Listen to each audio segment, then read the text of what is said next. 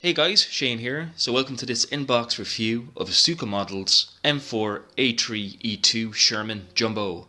So this is the assault tank based on the M4A3 Sherman. The only real difference between this and a standard Sherman really is it's got extra plates welded onto the side, the glacis plate, and an up armoured turret. Especially noticeable here is the up armoured mantlet. And this was basically designed to help break through the west wall defences. I'm not entirely sure how successful these machines were. I've never actually read any after-action reports or any post-war studies of how these machines behaved under fire. However, I might look into it in the future and maybe include it into an episode of Paint and Chat because I want to further that series as well. So this is from Asuka, as you can see. Lovely box art, probably one of the most attractive box arts they have. This kit's actually very hard to find. It took me a long time to get my hands on one of these. They do tend to sell very quickly. But not only will we be having a look at the Asuka model kit, I've also bought some upgrades for this set. So first for the channel, I bought a value gear set. This is apparently specially for Asuka model, or in collaboration with Asuka. And this is their 135th Allied Sherman Engine Deck Set 4. So this is just basically a basic stowage engine deck plug. These are meant to be like cheaper than the other competitors. They weren't all that cheap. They're pretty much on par with everyone else really. However, I'm very curious to see how well these things go together. And not only do I have the value gear set, I also bought another first for the channel, the Def model upgrade set. So this is again for the M4A3E6 Jumbo. We have a turned aluminium 76mm barrel with tread protector, which is this piece up here. A lot of people think that's a counterweight. It's not. It's actually to protect the treads if they ever wanted to fit a muzzle brake onto that gun. We also have this cast resin plug, and this is actually meant to be a concrete applique armour, which I'm going to mount onto this. It's quite imposing. Quite looking forward to doing some concrete effects on this. So we're going to have a look at this in proper detail. So let's have a proper look at the kit.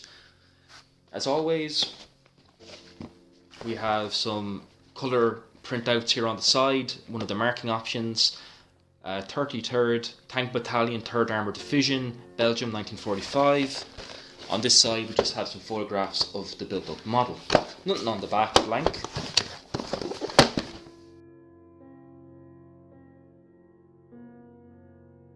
And then cranking the box, we're greeted with a very familiar sight if you've ever built an Asuka model kit in the past. We have our various instruction and painting guides, which we'll have a look at properly in a few moments. And then we have individually, or pairs of sprues individually bagged. Again, these are staple bags. Some people like this, some people don't. I personally don't really care. So let's have a proper look at this kit and see what type of detail in the box. As always, let's have a look at the instructions and then we'll work our way into the plastic. So starting off with the instruction manual. This is a 20-step instruction manual.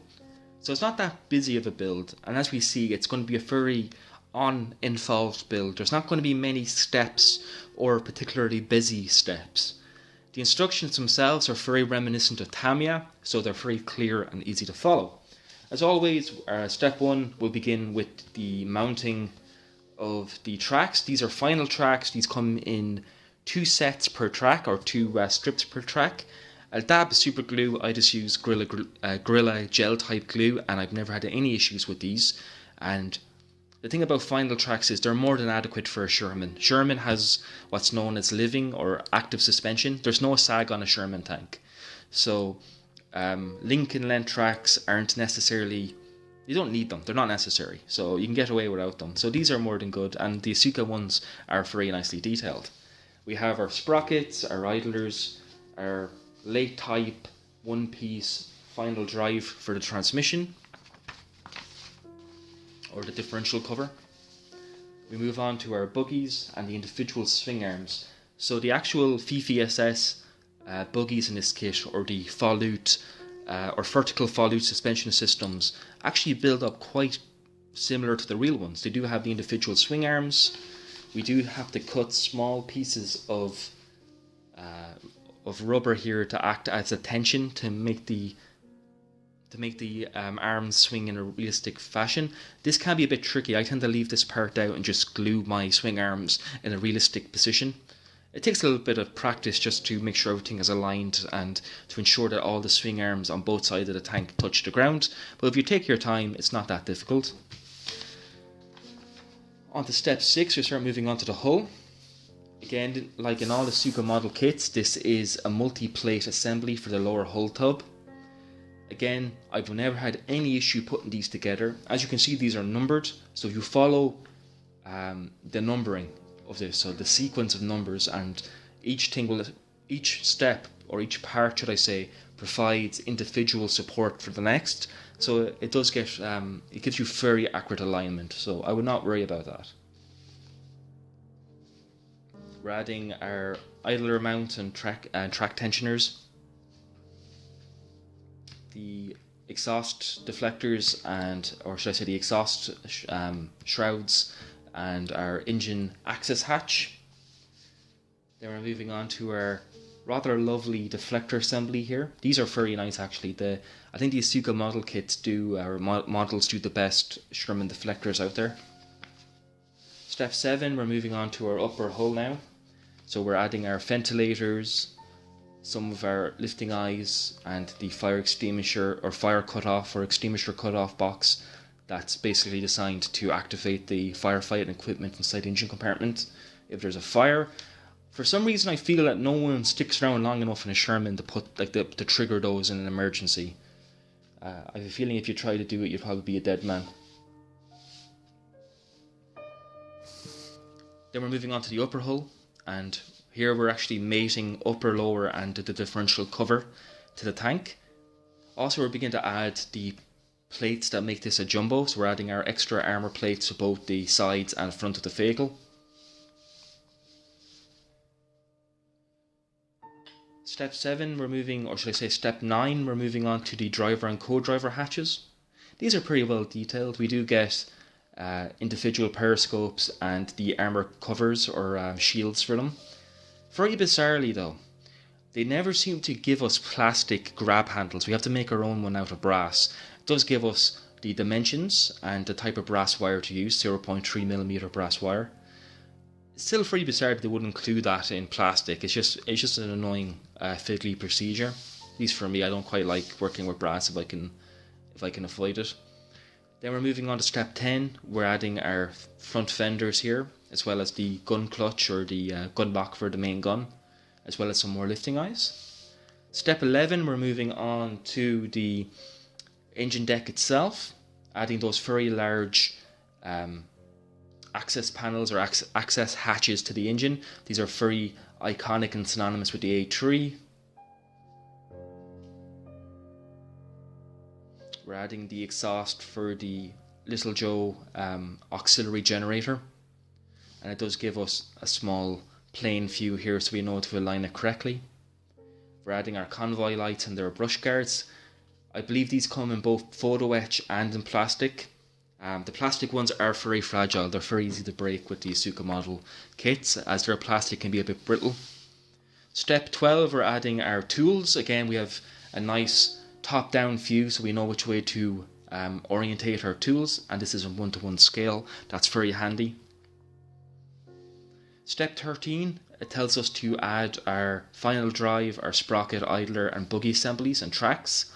I tend not to do this. I'll tend to add the final drive and leave the buggies, idlers and tracks off, paint everything separately, and only replace everything once I'm ready to weather the model. It just makes getting the airbrush into the lower hull a bit easier.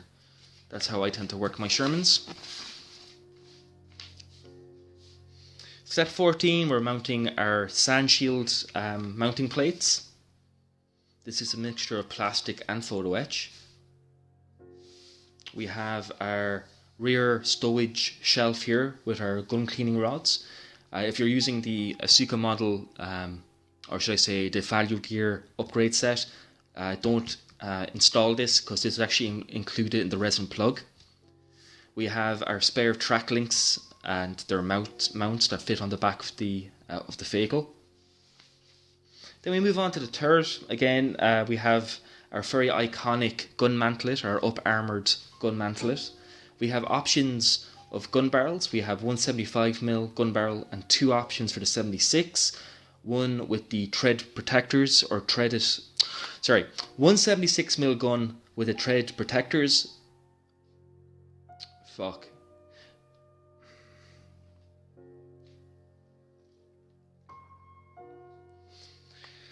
So we have 3 options of gun. We have our standard 75mm short barrel or medium velocity gun. And then we have 2 options for the 76. We have our standard plain Jane 76mm gun, which is all these guns are 2-part interjected molded parts. We'll have a look at those in a few moments. And then we have one option that has the 76mm gun with the screw-on tread protector on the top of the gun. So this is not actually a counterweight, it's actually for protecting the treads if you wanted to mount a muzzle brake later on. Now I won't be using any of these, I have the aluminium upgrade set. Then we move on to the 360 fission port cupola for the commander. Again, we have to make our own grab handle. Again, a little bit annoying but not difficult to do. We have our loader's hatch, the very similar to any of the A3 or late Sherman with the small loader's hatch. Step 19, we're moving on to the Fakel's self-defense machine guns. These are probably the best 50 cal HB machine guns in the market. The Asuka Model plastic 50s are unreal. They're beautiful kits. You can buy these separately, they are expensive, but if you can get your hands on them, I certainly recommend it. They're absolutely out of this world. Then we're going on to our gun cradle assemblies. We also can, if we wished, take the gun apart and actually mount it on its stowage rack on the back of the turret. I've never actually done that. I really want to do it on one of my Shermans in the future. I just really haven't got an opportunity to put one on yet in that fashion. And then here's the actual assembly of said rack with the various different locking mechanisms for the gun parts. And then step 21, if you can even call it a step, you're just basically mounting the pintle for the 50 cal and then the turret to the lower hull, and off you go. So there are our instructions. We do get a few loose sheets. We have our marking guides. Again, very standard stuff from Asuka. We have marking number 1, 33rd Tank Battalion 3rd Armoured Division, so that's the same one on the side of the box. We have one for the 32nd Tank Battalion 3rd Armoured, Belgium 45 as well. And then we have the 32nd Armoured Battalion 3rd Armoured Division, Cologne, March 45. I'm actually very curious about this vehicle because that's from the same very famous engagement between the Persian and the Panther tank. So moving on to the actual contents of the kit. So we'll start off with the decals. Pretty standard stuff. Asuka decals are pretty good. However, very interesting, we actually get decals that weren't actually advertised. We actually get the Cobra King decals. You can kind of see it here, first in Bastogne, Cobra King. So this is a very famous Sherman. It was one of the first to break into the encirclement in Bastogne during the Battle of the Bulge. So I'm not going to take these out, I don't want the damp to get at these decals. And we have a small photo etch fret here with our brush guards and a few other small details and the shield or the guards for the periscopes. I believe that there might be a photo etch former, like a small piece of plastic to help us shape these, included in the kit. So we'll have a look out for them as we go through. We get a small accessories sprue. Again, we get the very nice Asuka 50 caliber set. You can buy these separately. They're about $20, so they are quite expensive to buy separately. However, they are fantastic. These 50 cal sets are right up there with the resin aftermarket 50 cals. We also get some slide molded jerry cans and a few different ammunition box types as well. So I'm not going to take these out of their bags. We've seen these all before. Then we move on to our T48 tracks, which are final. Each track run is in 2 pieces. These are a final construction. The only real downside to any of the Asuka model final tracks is they come with these annoying little pin marks that have to be shaved away with a little, with a relatively sharp or fresh scalpel or hobby blade. These can be notoriously tricky to clean final. However, once you sand them off and you weather these up, you're not going to see it. Really nice detail. The duck bills are done very well. So these are track extenders, again designed for operating on soft ground or mud or sand. You can buy like Bronco sets of these basically workable versions of these tracks from Bronco, and you can buy the duck bills separately, but I believe they're so tedious to put together. It's not many people tend to follow it through. However, these are all done in one piece. Now, would it be nice if these were somehow separate, because a lot of time on the real vehicles, a lot of these duck bills would fall off from friction or just get knocked off the vehicle. However, it's still very nice. Again, there's no blemishing on the outer face of these chevrons, and these go together just with a little dab of super glue. I've never had any issue with them. They go together very well, and I've never had them fall apart. So we'll start actually moving on to the plastic. So we get 3 of these sprues. These are our Fifi SS buggies. So I'm just going to take away all but one of them. So that's all we need to have a look at. So we have the late style pressed steel discs for the wheels, as well as have. Oh, that's kind of unusual.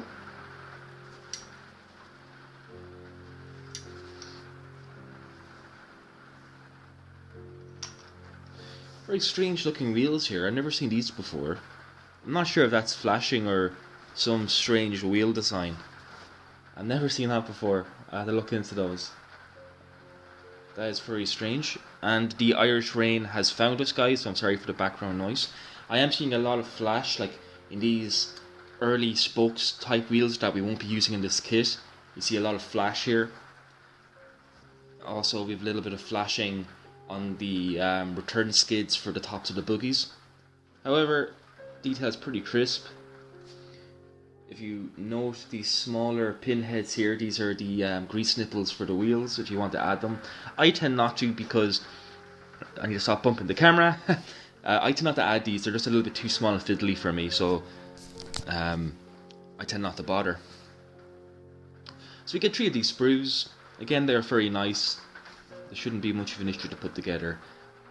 These are workable if you so wish. I tend not to make them workable because they're just, again, a little bit too fiddly for me.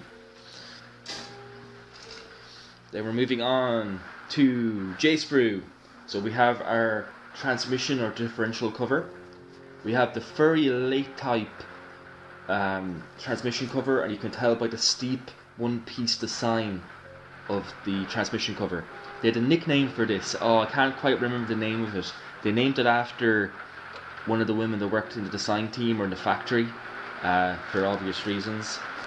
So I remember reading that in one of the books on the Sherman I have. I can't quite remember the nickname they had for this type of transmission cover. We have the end caps or the sides of our transmission. We have a standard 76mm style gun mantlet that we shan't be using, so we won't be using this one.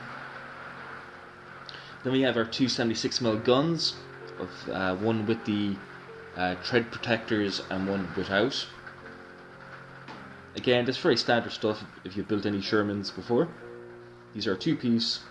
Again, a little bit of flashing and like a large tab here that'll have to be removed. So it's kind of strange that the kit as new as this should be kind of getting a bit flashy. And the same here again, the top of the transmission is a little bit flashy again. So I am seeing quite a bit of flash. It's one of the most flashiest Asuka kits I've seen yet in my time collecting them. So we're going to move on to O-sprue. This is our engine deck and our rear plate. So we have the very large A3 style engine grills. The actual engine deck proper, one of the fueler caps. The actual rear plate of the engine itself with its separate access hatch The deflector or the actual exhaust shrouds themselves are very nice. It's very crisp. Then we have the deflector itself. We do have some pin marks that you might want to fill, if you so wish. Again, we have a lot of pin marks in the inner faces of these, but then again, if you're not modelling these hatches open, you're not going to see any of that. We do have some cooling marks, these wavy patterns on the plastic. That's just cooling marks or cooling lines when the plastic is beginning to dry out of the mould. Doesn't affect anything. Once you prime and paint this model, you won't see any of that, so don't worry about that. So now we move on to the upper hull. So again, very nicely done. We do have some nice foundry markings here from Chrysler, I believe. I might be wrong. I'm really bad at remembering my foundry marks, so do forgive me if that's wrong. I really should know it by now, but there's too much at times to know with the Sherman. Again, a lot of flashing in places. It's quite light. It does come off when you like rub it with your finger. Very, very subtle cast texture for the plate where the hatches are found. We do have some fuel cap detail here. It'd be really cool if these were separate, where you could actually model a crew member refilling some of these tanks. Some nice weld seams here, so nice beads. Then we have our sponson plates. Again, these are pretty simple. They do have some very small detail here. These are just basically drainage plugs, if I understand correctly. So again, very nice. Going on to the turret, so we have the larger jumbo style turret here. You can tell it's quite swelled. Some very interesting textures here. So these are obviously rolled steel, if I understand it correctly. We have like our large welds where the extra plates have been welded into this turret. It's really nice. Again, you're going to have to hide a rather large seam that's going to run between the lower and upper turret.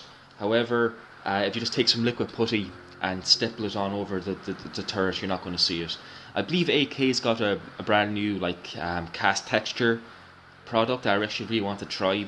Again, if you're into your Shermans, having something to do realistic cast textures is a must, because there is a lot of cast parts on Shermans. Even the welded design Shermans did incorporate quite a bit of cast items here and there.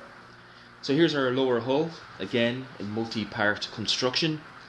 So we have our sides of our lower hull tub. Again, we're seeing some small cooling lines in places. That's not going to be a problem.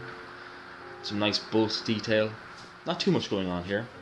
We do have a detailed underside, again with our escape hatch, a few different drainage plugs, this large plate to get into the engine compartment. Again, blank on the interface. We do have a firewall if you did actually want to add an engine. I'm not entirely sure if there's any Asuka appropriate engine sets out there, like aftermarket engine power packs. However, I believe you probably could modify pre-existing ones to fit into the back of this engine if you wanted to, or this engine bay.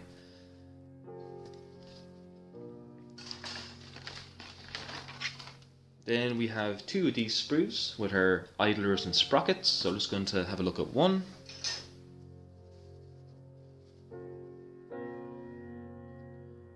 Again, we have different options for sprockets, and also for idlers we have the earlier hollow idler and then the pressed steel version for later variants, and then the rear cap will fit into the back of this. Our final drive is nicely detailed. So again, very standard stuff from Asuka, but very nice nonetheless. Some very nice rivet details. This should look really nice with some washes or pin washes to bring out that detail. So as you can see, there's not actually a lot of parts in this kit. So this is one of the larger sprues and probably has most of the parts. So we have our standard split commander scapulla that we won't be using in this kit. We have a lot of bits and pieces that won't be used on this. We have our co-driver and driver's hatches. I would have preferred, it's one thing I actually would like if Asuka would do, like Dragon, that they keep the periscopes separate so you can actually like articulate them and swivel them from side to side like the real ones would do. We have some of our tools. Again, just standard stuff. The actual track tensioners for the idler, our pistol port, and then the actual mounting brackets for the idlers themselves. We have our large rear shelf on the back of the tank for storage. Again, really nice stuff. We have our M1919 coaxial and bow machine guns. Very nice in these. Are they hollow barrel? They are very subtly hollow barrel. Will this focus? No. But they are slightly indented. They're not as pronounced as dragon barrels are, but still, it's more than adequate. We have our travel lock, some of our fender assemblies. Very nice. Then we have our sand shield mounting brackets that'll fit to the lower hull. The gun cleaning rods. So again, quite a busy sprue. Details very nice. I'm not seeing too much flashing here, if any at all. So obviously there might be a little bit of a mold slip here and there, but this sprue doesn't seem to be affected. Then we move on to some more of the Jumbo appropriate or Pacific parts. So here's the large armour plates that are going to fit onto the side of the tank. These are quite thick, as you can see. Nice weld details. A little bit of flashing in the inside, so just run a file over that just to smooth everything out. We have our commander, or should I say our loader's hatch for the turret. The big, beefy gun mantle. That's actually one of the things I really like about the Jumbo, is this bloody, like, intimidating gun mantle. It just looks mean. And, like, you know, Shermans are not the meanest looking tanks from the war, they're not. But the Jumbo does have a slight menace to it. We have our... that's either a 75 or a 105. That looks like a 75mm gun. We have our mounting bolts for our differential or our final drives. Again, we have more Sanskrit details. It would be nice if you get two sets of these, because these are always handy for your spares.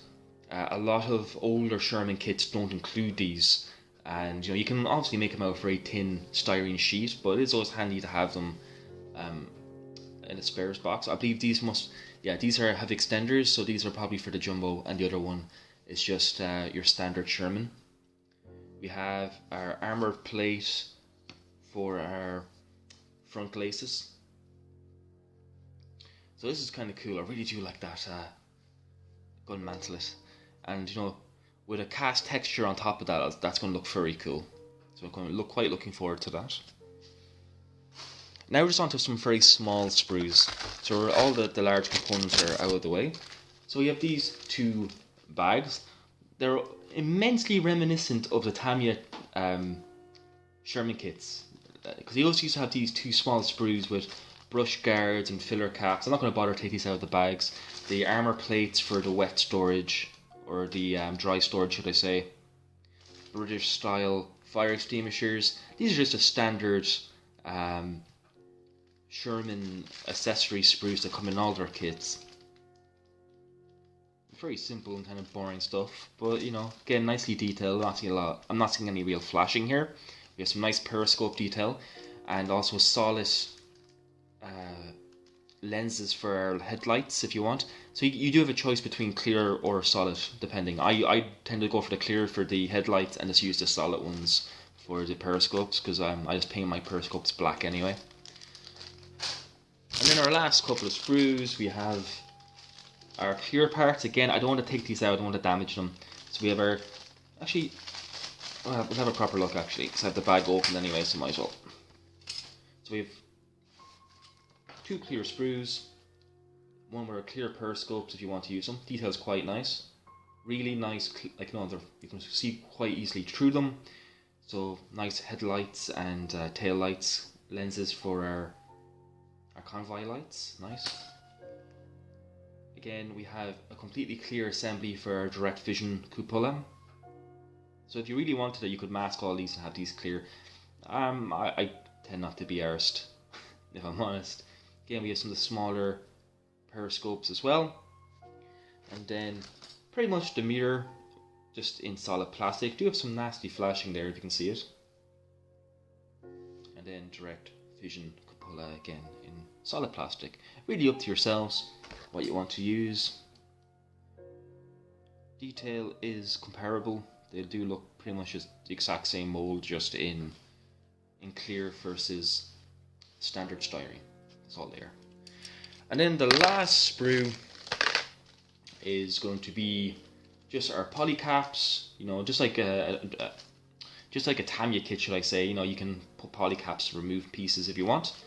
And then we have this small rubber pad here, and that's what we use for the tension for the buggy assemblies. I tend not to do that, it's too fiddly for me. If you're a more attentive modeler, you'd be fine. I just glue mine in place. And then we move on to the two separate extras I bought for this kit. The Def Model set and the Value Gear set. So let's have a look at the Value Gear set first, that's more interesting.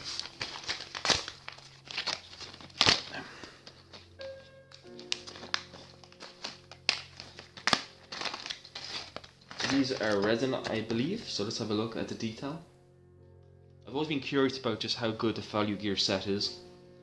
So this is obviously for the rear deck. It has like an inclusive shelf, so basically you sit on the rear of the engine. Detail's actually not bad, not bad. Again, it's going to require a little bit of cleanup, but not a lot. Then we have some smaller K-ration boxes. Okay, I see what this is. So this is not a casting plug. This is actually like a wooden beam that you often see when the guys make a shelf for the front of the transmission. So that's cool, it's inclusive. Slight bow in it, I'm not worried about that. Again, it's a wooden beam or wooden plank, and they're going to bow, so I'm not really too concerned. We have a few smaller tarps, I believe, probably for the turret. Detail's quite nice, actually, I have to admit. I was kind of on the fence about Value Gear, if I was honest, until I seen their stuff. It looks pretty nice, actually. We get a couple of ammo boxes or crates. Nice detail. Yeah, it's very nice. And another small tarp again for a turret or whatever. And the nice thing is this is resin, so if I wanted to put this onto the turret and have it conform to the shape of the turret, I can dip this in hot water or boiling hot water. Again, use the tweezers, don't burn yourself like an idiot. Dip it in for about 10-15 seconds, take it out, and while it's still hot, you can literally bend it to any shape you want. So just press it up against the turret, and it'll actually conform to any shape you want it to.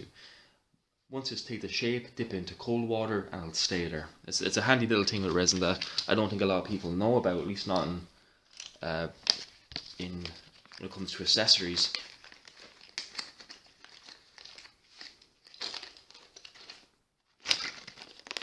And then moving on to the set from Def Models. This is the concrete frontal armour for a Jumbo. Also comes with a turned aluminium 76mm barrel. So let's have a look. Starting off with the large resin plug. That's going to be we can get out of the bloody bag. There we go. There. So again, nice texture. You know, it's pretty simple. There is some air bubbles. I don't know how well the camera wants to pick that up.